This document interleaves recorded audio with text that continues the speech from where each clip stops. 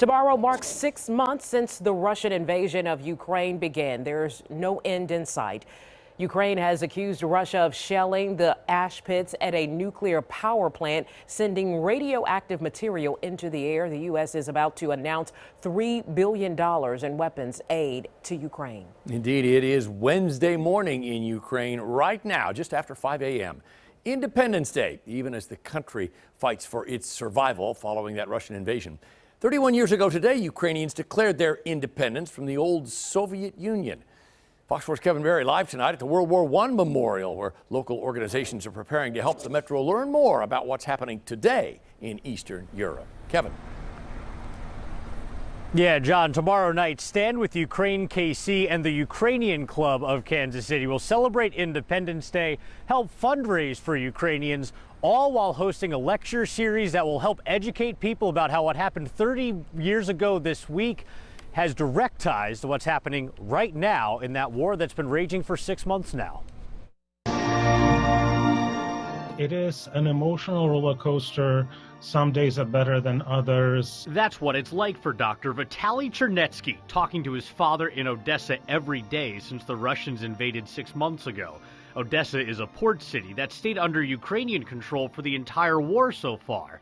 But there's constant Russian shelling nearby, and the war has put its beautiful beaches off limits.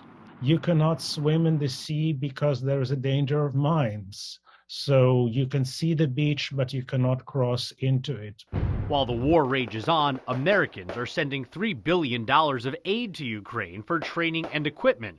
A recent car bomb in Russia, killing a political commentator and daughter of one of Vladimir Putin's advisors, is putting the region on edge even more than it's already been. Experts fear it could be an excuse for Russians to retaliate in the next 24 hours for Ukraine's Independence Day.